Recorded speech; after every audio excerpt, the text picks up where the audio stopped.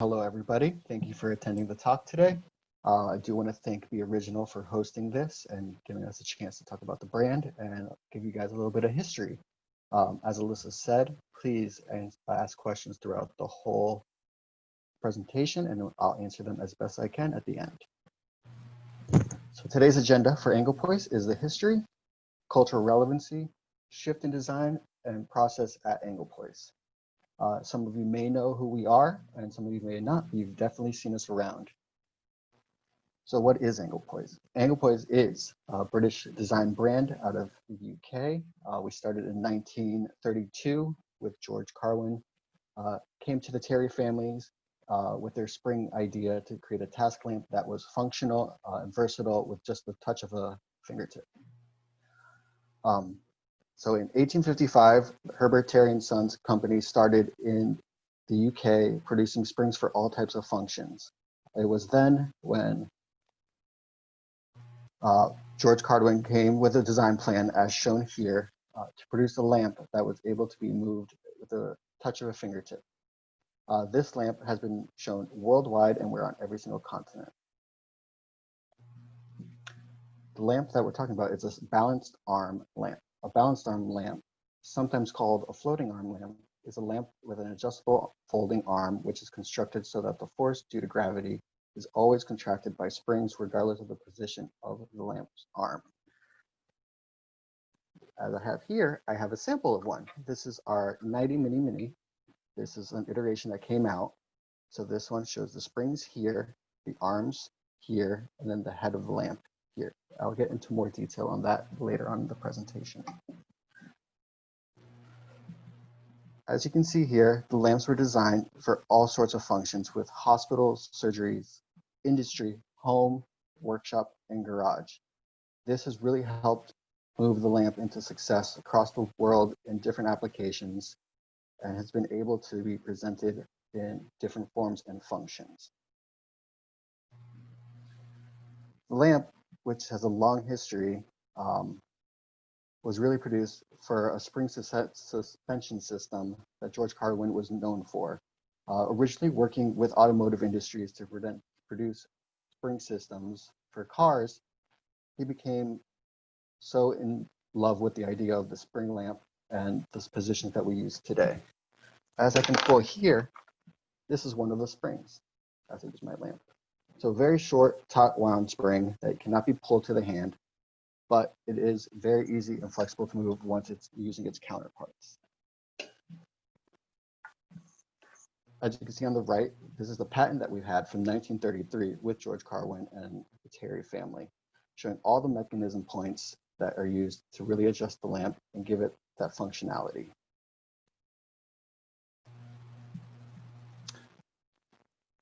As you may not know, Anglepoise has been all over the world and in different forms and functions. You may have seen it in movies like James Bond and obviously the iconic Pixar lamp, which we'll get into shortly.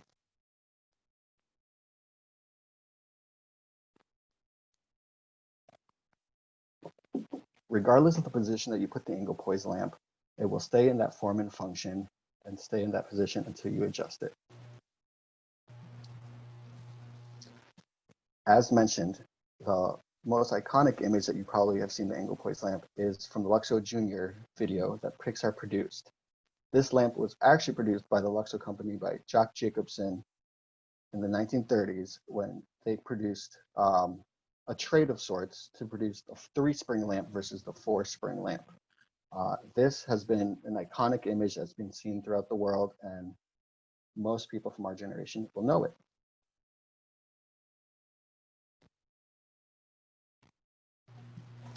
Here you can see the British invasion of the lamp. As you can see, the lamp is in the Queen's home in all her design and art studios. Most iconic images of the lamp you will see in almost every single James Bond film. It is the British heritage that's really brought the lamp to success today.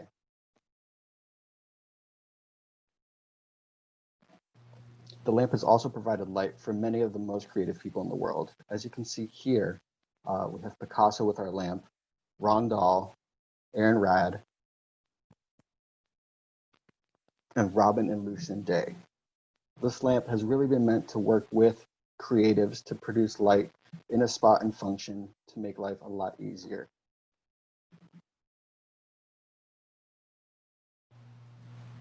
Additionally, Anglepoise has worked with many fashion designers such as Hermes in the 1950s, and then most recently Margaret Howell and Paul Smith. We've worked really closely with these brands to produce lamps that work more for the home and less for factories and official use, to really create something that's more intimate and friendly for home lifestyle.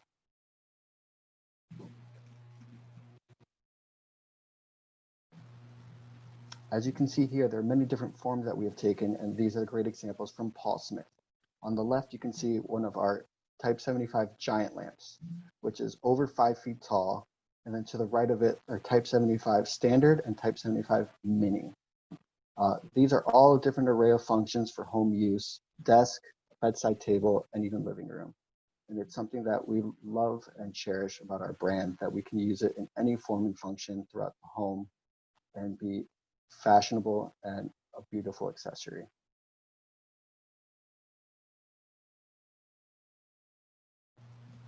There has been a great big shift in design at Anglepoise. As mentioned previously, Nighty Mini is a reiteration of the Anglepoise Apex Nighty, which I will show again right here. So this lamp is almost an exact copy of the original, with some slight modifications to make it up to date to today's standards. Most notably is that it is an LED lamp, as you can see here, easy to take off. The biggest functionality of the lamp are obviously the springs. Without these springs, the lamp ceases to function. So if you can see, once I take the springs off, like so, the lamp becomes limp and it's unusable. Doesn't really help. Really shows the functionality of the springs that we use today and what makes it so usable.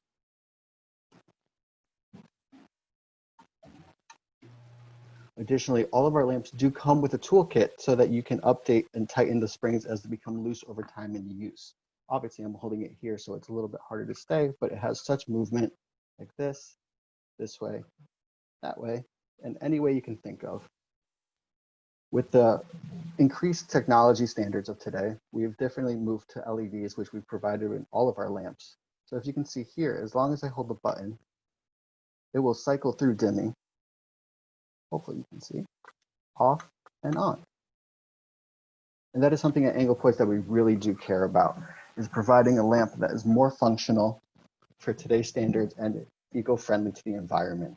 We really believe in producing a lamp that is guaranteed for life and will last the owner and hopefully his family for the rest of their lives. And it's something that we truly care about. The biggest shift in design from becoming an industrial tool to a home object was with the onboarding of Sir Kenneth Grange in 2003, who is a British design classic.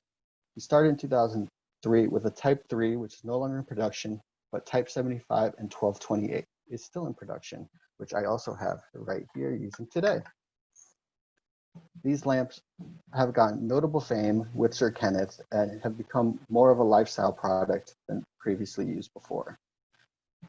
Up to 2019, which is the newest launch of Type 80, which is his newest fame and a different take on what our lamps are in today's design aesthetic.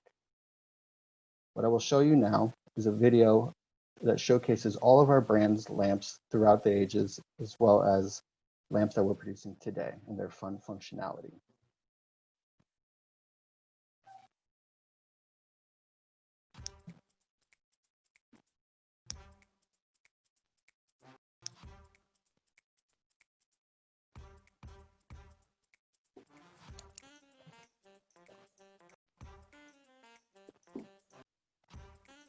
A pool of light, or a lamp illuminating brilliance. The book you're reading, the music you're playing, the design you're creating, or even the cake you're baking. A design that functions, not flirts. A spring-loaded tool that adopts whatever position you command. a symbol of permanence in a world of obsolescence that switches on your imagination, turning darkness into light with a reassuring click on and off. We're not just a lamp, we're an Anglepoise made for life, a life we guarantee. Abandon darkness. So that video right there shows all of the lamps that are currently in production and all the kind of fun and functional ways that it can be used. Here are some images of those lamps. To the top left, we do have the Type 80, which is our newest iteration, which takes away from the spring-loaded lamps that you see today. It does have internal springs. This is more geared towards today's lifestyle market. It launched last year and it's been doing exceptionally well, and it will be growing in range as well. We do have pendants and wall-mounted lamps of this. To our right, as shown previously, are the Paul Smith Edition Type 75 lamps in giant, standard, and mini form. There's a different array of lifestyle styles that you can use with these lamps. Below to the left are our outdoor versions of the Giants, which can be mounted to the wall, and our floor lamps as well. This really showcases our quality, as we've made these waterproof and can withstand the toughest weather. And then to the bottom right, we have the original 1227 mini ceramic pendant, which was a first take on more of a home style lamp with a ceramic shade and an immovable arm.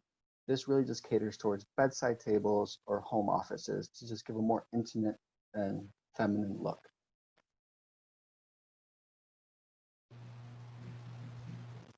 Process at Anglepoise. There's a lot of process that we do work at Anglepoise.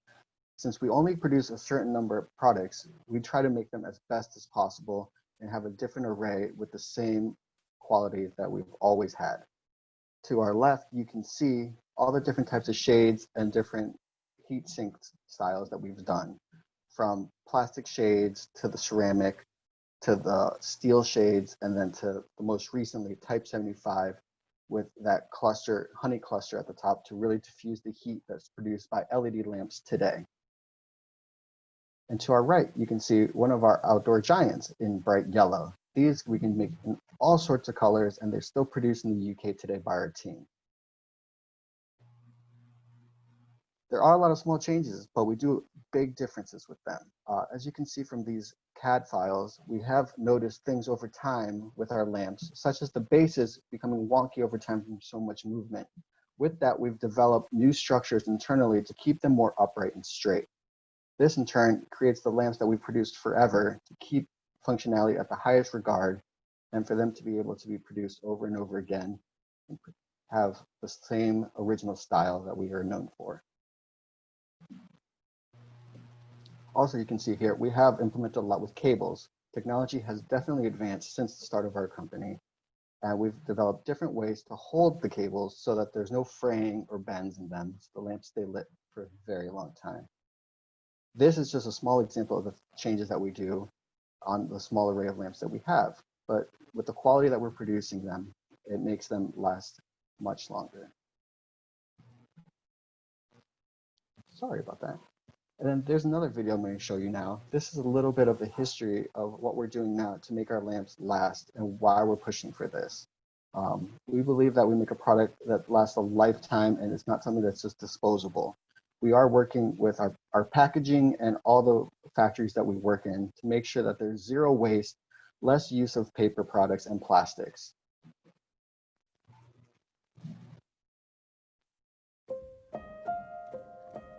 We have gone beyond the finite resources that are available for us. We are taking far more away and not giving back to the planet in the right sort of way. We can't keep making things that we throw away. There is no away. We have to respond to what's going on. If we don't change, if we go on in the same old way, we're heading for serious problems. I would be the first to accept from where I stand in that we have been part of the problem. That's been quite difficult to accept, but I think there's been a tide of change where we can now understand that actually you can actually step up, do the right thing, and be part of the solution.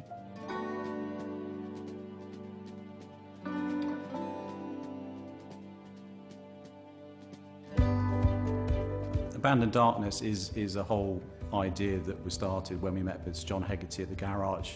And it really, for me, is a call to action that allows us as a business to grab that and grab those words and move forwards. When you're working on something as iconic as the Anglepoise, what you're trying to do is you're trying to get people to understand, to elevate it beyond just being a fashionable product. A lamp isn't just an object, it actually creates light.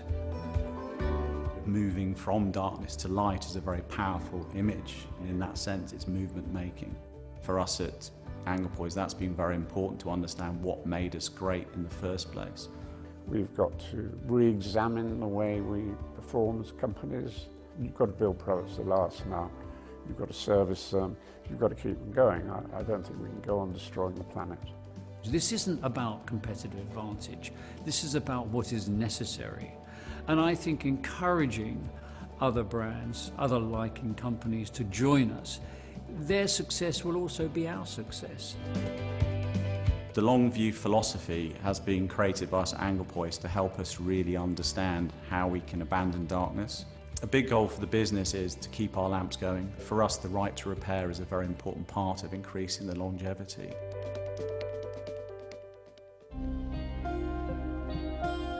From the first time the product was made, it was always solid and well built.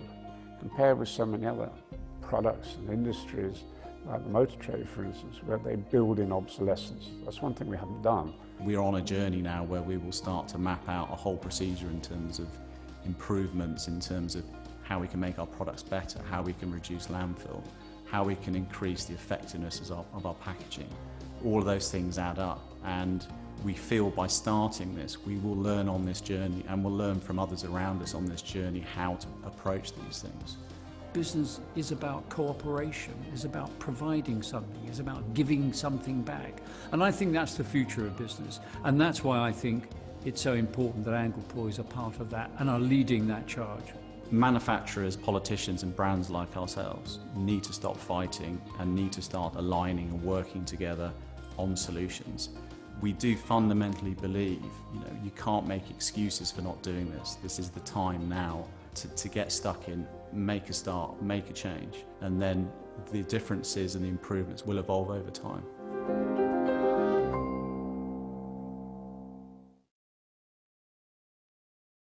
So as you can see, we value longevity of our products, and it is something that we truly, truly believe in, and something that we really work towards. Design and manufacturing has been a big part of our company, and we're still family owned and operated by the Terry family. And it's been a great honor to work with them and just see the development of our lamps and how we can bring to market today something that is guaranteed for life, last a lifetime, and be something that you can work on yourself. Our lamps do come with tools so you can tighten them. As the technology changes, lamps and lighting will always change. So we decided to make it so that you can change it and update it yourself. The weight of light bulbs, for example, has changed over the years, and it's such a progressive change that the ceramic base of a light bulb used to be so heavy, which would make our lamps droop, and now they're getting lighter and lighter, so you have to be able to change it. So we do come with a toolkit so you can adjust the tension of the springs and make sure that the lamp is always working at 100% all the time, every time. Thank you very much, and I will answer any questions. I know we're very technical. Thank you, Robert. We really appreciate this inside look into Anglepoise. Robert, can you tell us a little bit more about your career path? How did you end up at Anglepoise? Sure. So straight out of college, I did get a degree in photography and design, not really knowing what I wanted to do. I started my way in wanting to work in interiors just because I found them so interesting. And, a room really shapes the way that you feel. And I started off just doing home interior designing from crate and barrel restoration hardware. And then most recently, Design Within Reach, and then Lee Broom, which is a lighting designer from the UK. Then I met with Anglepoise, and they're aligned with my vision and thoughts and ideas. And then I onboarded about a year ago and have been working with them now, and it's been great. That's great. How do designer collaborations like the one with Paul Smith come about? So very interesting enough, collaborations within Anglepoise and in general always start with a friendship and a connection in the industry. And that's something that I truly believe in, that, you should be friends with everyone in different aspects. And that's how it started, with a conversation between friends and getting connections just that way. And then it grew from Margaret Howe to Paul Smith. And then to the future, we probably will have some more collaborations coming really soon.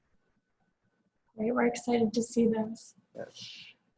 You had mentioned that at some point the lamp went from 3 springs to 4. Yes. What was kind of the main driver for that change? So the main driver is the 4-spring system worked very well, but it wasn't really fashionable for the home. It kind of looked really utilitarian, very industrial. It had its place in industry, but in the home, it just kind of looked a little too much. So they really wanted to design something a little bit slimmer, a little bit more functional, but not lose the integrity of the design and function. Right, and in some of those examples you showed us where they've now taken the springs internally to really accommodate that home lifestyle look. Yes. Yeah. So right now with the Type 80, the springs are internal and not using a 3-spring system, but a 2-spring system for the head and then the base. So that's really changed the way that we're able to produce lamps and make something that's much more home friendly and kid friendly. Definitely. How many people work at Anglepoise, and is most of the staff based out of the UK? So there's only 2 of us here in the US, and we handle all of North and South and Central America. And then in the UK, we have a team of about 27. So we're still a small company, and since we are family owned, it's really kind of a collaborative effort from everyone in every aspect, from the technical team, the sales team, and marketing team.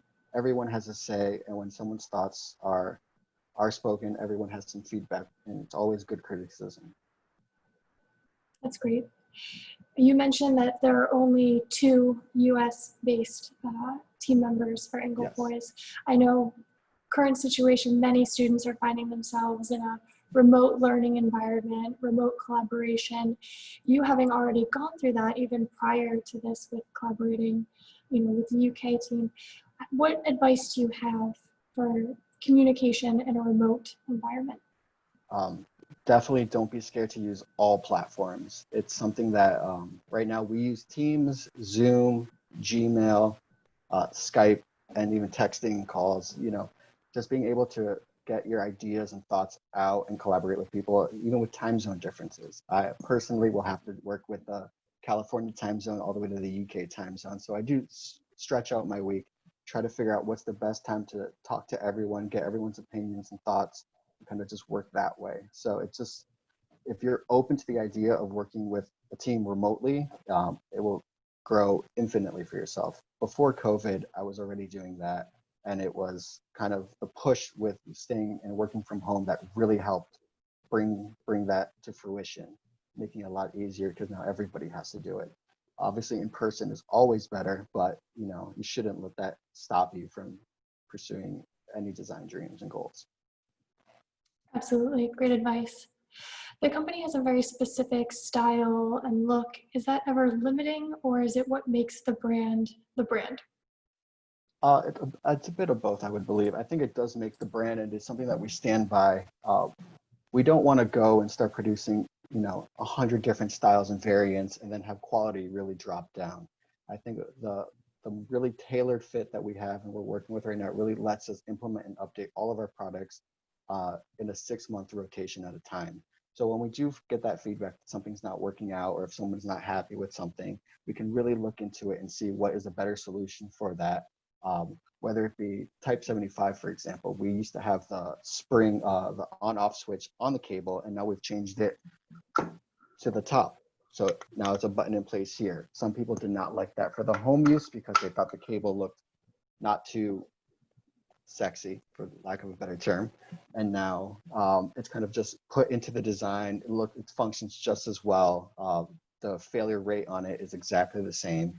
So it didn't hinder us. It just had to change it and tailor it just slightly. Right. Does the company have engineers as well as designers, or are the designers figuring out the mechanics as well? So everything is done in-house, and our designers vary greatly, from industrial designers, tech designers, and then hardware designers, which is all aspects. Now that we are trying to integrate LEDs and internal systems, we have to have an array of specialties versus just having a hardcore product designer, for example.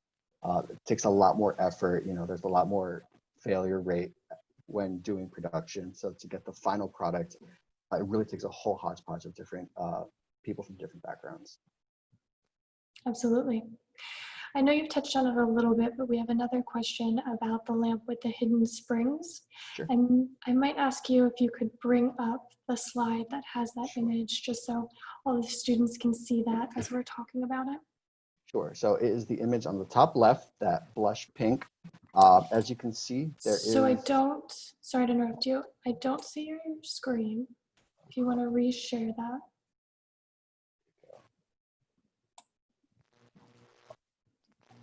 All good? Perfect. Great. And the question There we is, go. can you tell us more about the design process and the business decision making to bring it to market? Okay. So a little bit about the design process.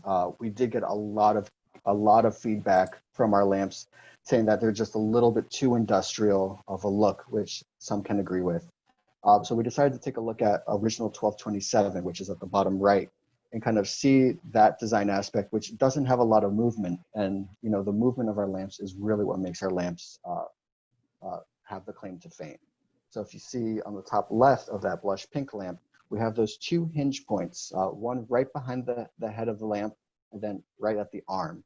Those have springs that are internally designed in there so that the tension is just ever so slight, and then the functionality movement is less than one of our technical lamps, but it does still bring some functionality to your bedside, for example, or a living room situation. With that, since everything is so close, we did decide to do a light leak out of the shade and then have the button integrated at the top as well. Since more and more people are using LED lamps, this was something that we're able to do and produce. And there was a lot of back and forth between moving from what we originally decided to work on and what we've done for so many years, and then to move to this. And the reception to this has been phenomenal. We launched this in the US fall of last year. It's done so well. So I think we're going to continue this kind of design process and move forward there while not forgetting about what we've done in the past. That's great, thank you. While we're on this slide, can you tell us a little bit more about the outdoor lighting? What are some of the differences that Anglepoise uses to approach indoor versus outdoor lighting? So the biggest aspect is making sure that everything is sealed and waterproofed. Obviously, you don't want something that's going to rust away, and with the electrical stuff, you don't want to have a fire.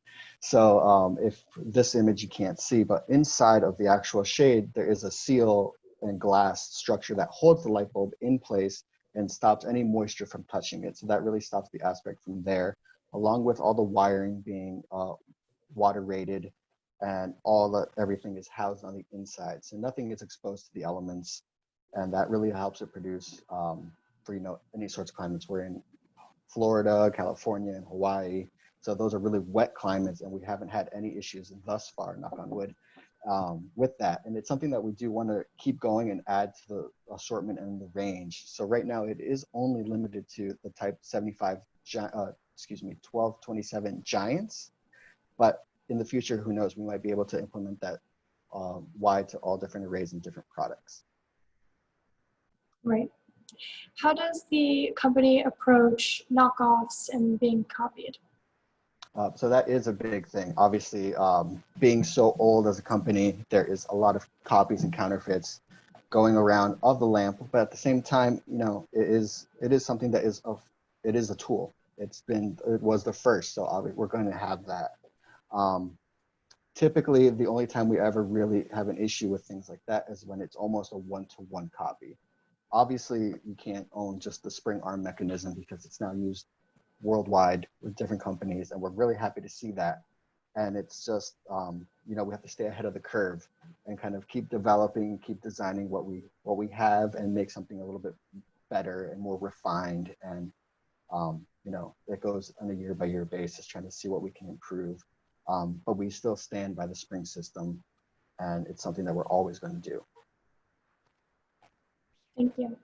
Can you talk more about the manufacturing process, where this takes place, how long the process takes, material fabrication? Sure. So all of them generally are constructed in the same manner. It is powder coated steel arms. There are weights as well in the bottom of them. The most fun one are the giants. They actually have barbell weights that are screwed into the bottom of it to keep that counterbalance system in place. And then depending on the indoor and outdoor versions, we do coat the paint as well. So the giants are still produced in the UK at our headquarters.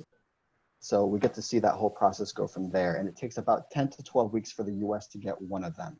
And then we do every single raw and Pantone color available for those. So anyone can come to us and say, hey, we would like to do this. We want to do an array of colors. We just have to test it out, see how possible it is, and just make sure that we can get it done and make it seamless.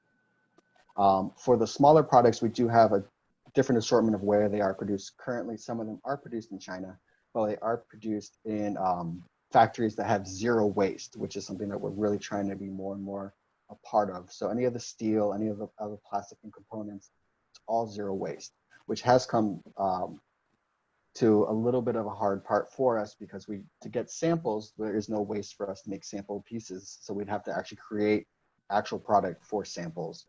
And it's been going well so far. Right now, we are working on to do all recycled cardboard for our boxes, no plastics in the boxes, and then, seeing what more and more we can do to be more green and truly be green, and not just greenwash the brand, but truly actually stand by that. Right. How do you manage different voltage standards across the world? So for all the standards and for our lamps, we are certified. So in the US and in Canada, for example, we are CUL listed, UL listed. We do them as well for the EU, the UK, and Asia. Obviously, there's a little bit of differences between some countries, but we do have, I think, about 10 different style plugs, and they're all rated for each country. So with LEDs being more of a standard, it's been a lot easier to kind of just have it streamlined. But we do come into some of those aspects where there's some places that don't have the correct wattage, or there is no actual listing for the certificates. So it's always a case by case basis, and we typically can't sell in those countries. But the countries that do have certifications, we do try to have everything set up and licensed accordingly. What kind of materials are used while manufacturing these products? So typically it is steel. We have steel, plastics, rubber.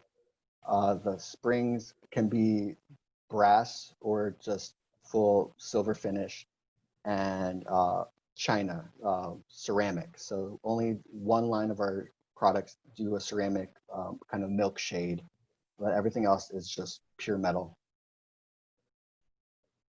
Great.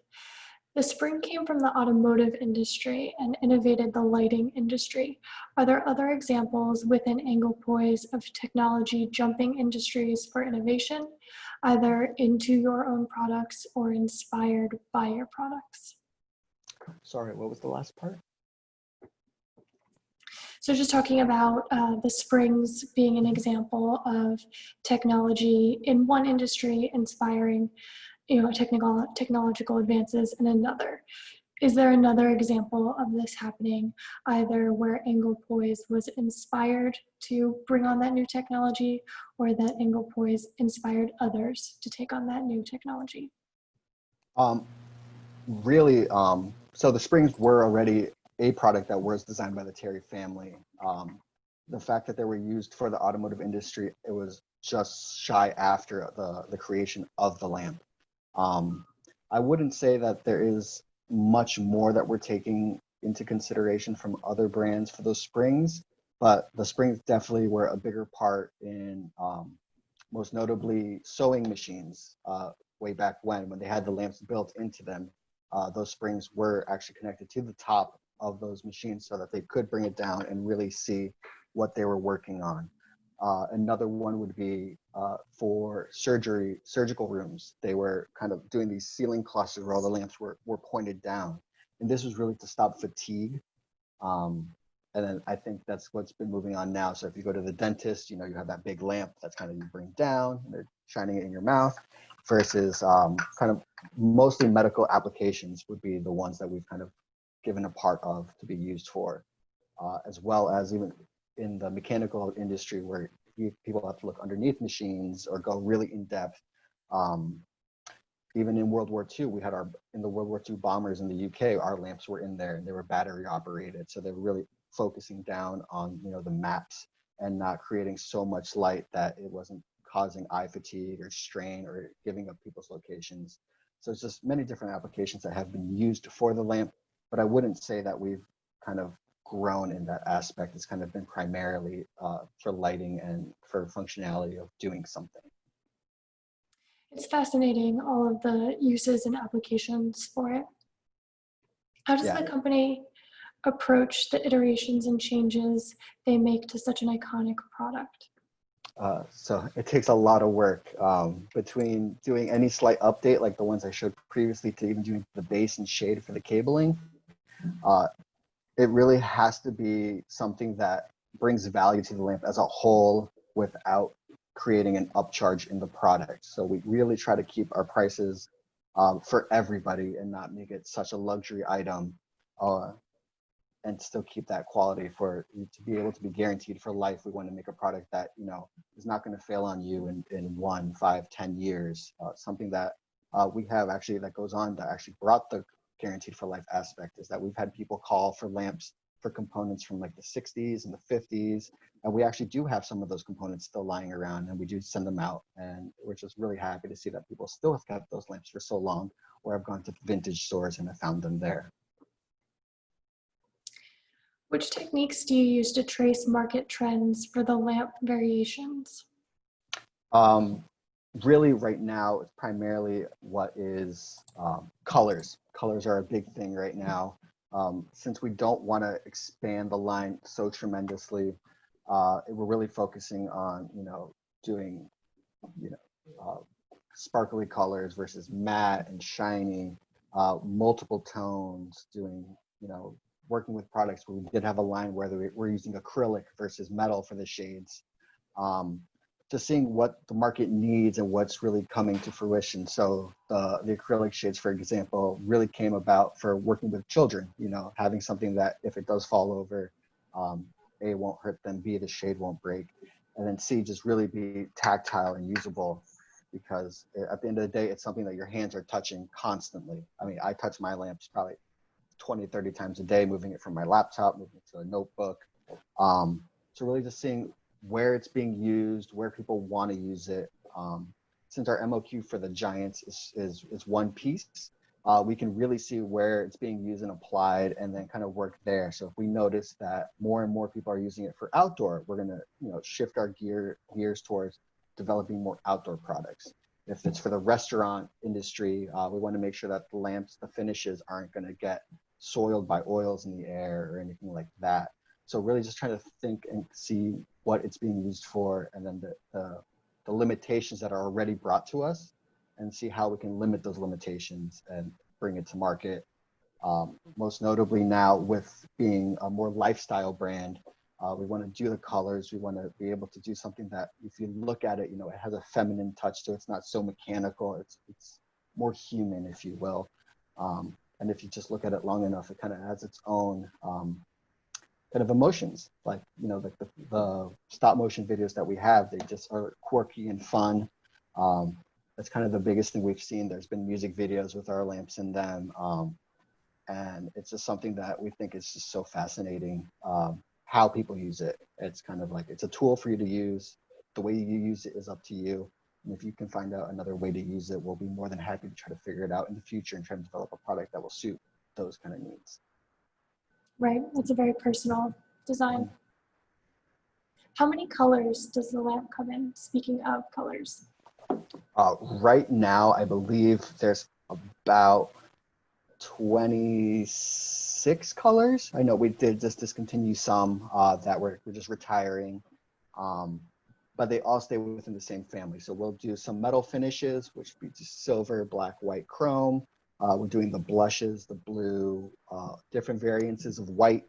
And you know, the trendy colors right now are copper and blue, so we're really kind of focusing on that, with as well as, you know, millennial pink and the different variances of pink there are. And you do custom colors as well, correct? Yes, so we do custom colors for the Giants just because those are one-off, and we can do any Pantone or raw color. We'll have to test it to make sure it looks good, but we usually say that there is no problem doing any of them. That's great. And what's your favorite color that the lamp currently comes in? My favorite color would be, there's a green that I think I have in this picture I can pull up for you. Let's see.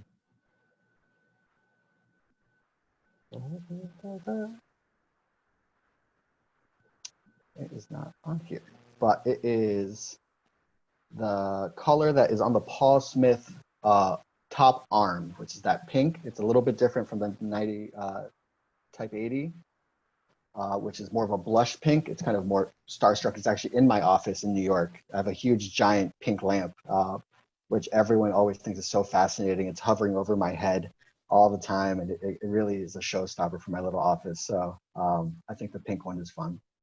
It sounds beautiful. Yeah. Can you talk about the different bases the product works with and the mechanism that allows these to work interchangeably? Sure. So the bases all vary. The main function of all of them is to be a weight. Typically, they're around 8 pounds for the standard lamps, but it does vary for the sizes of each. For the outdoor Giants or in the indoor Giants, some of them do have wheels so that you can move it around because they are so heavy. The Type 75 Giant actually just has that cylindrical plate at the bottom, which you can see on the table lamp there. It's the same exact one as the base.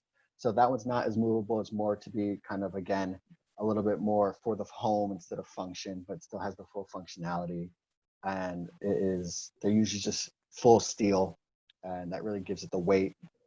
We always laugh that the boxes are always so bottom heavy versus top heavy. So yeah, it just has to be that weight so that if you pull it, it's never going to move up or down. It's going to always stay flat.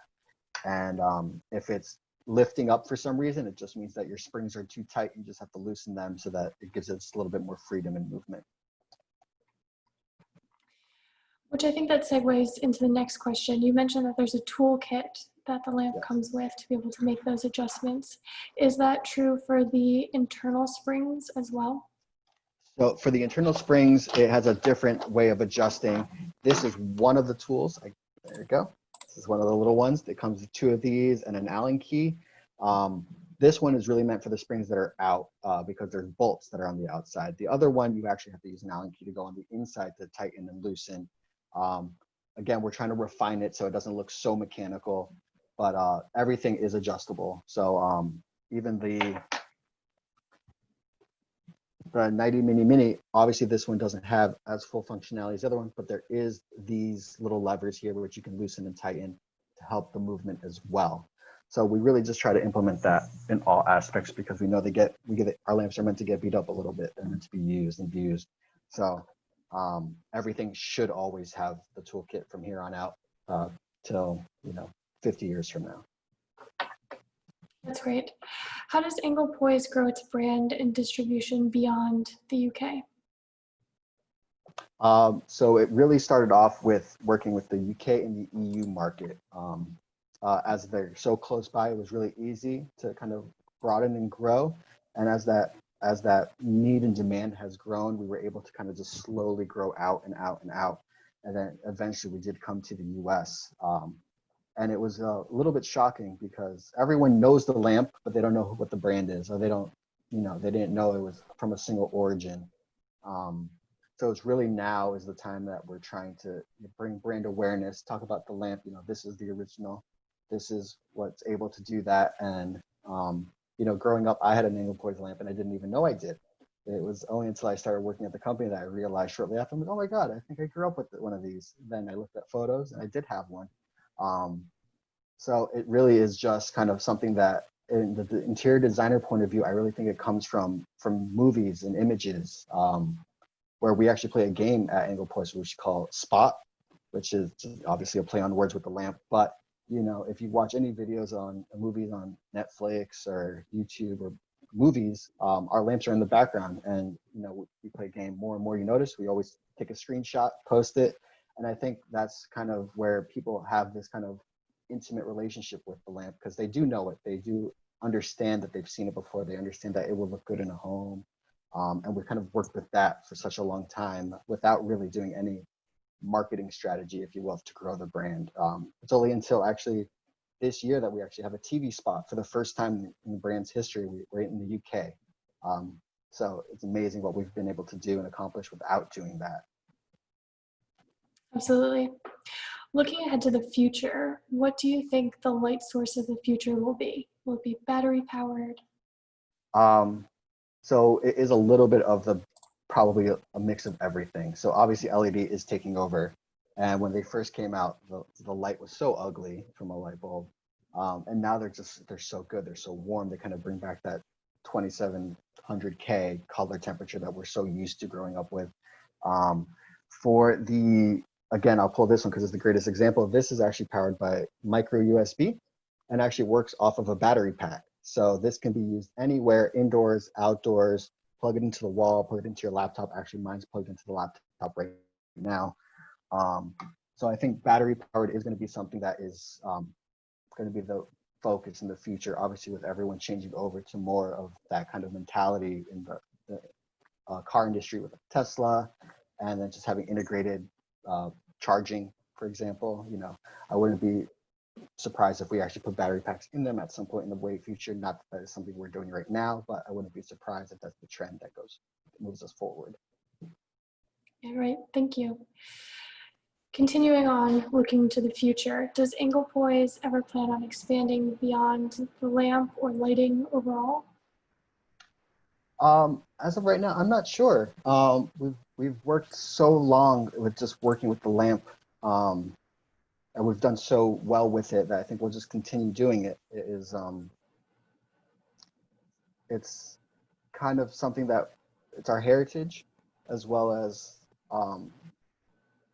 something that we're passionate about. It's almost silly to say that lighting is our passion, but at the same time, it's been able to give so many people light and been so functional in so many ways, for fun, for function, and for utility, that I think it's going to be something that we just keep focusing on and keep perfecting over time, and just create the perfect lamp eventually that suits all applications. That's great. We have one student who wrote in that they love the evolution and adaptability of the lamp. What advice would you give to senior students to land internships or collaborations or jobs coming out of school? What I would say is, I think, really hone in on what you have passion for. It could be, chairs, it could be lighting, it could be colors, for example, if you want to create a color, or just a structure. If you find something that you truly care about and just focus on that and just grow with that and find your market for that. So for me, for example, it's always kind of been about lighting and placement and everything. It always has to have a function.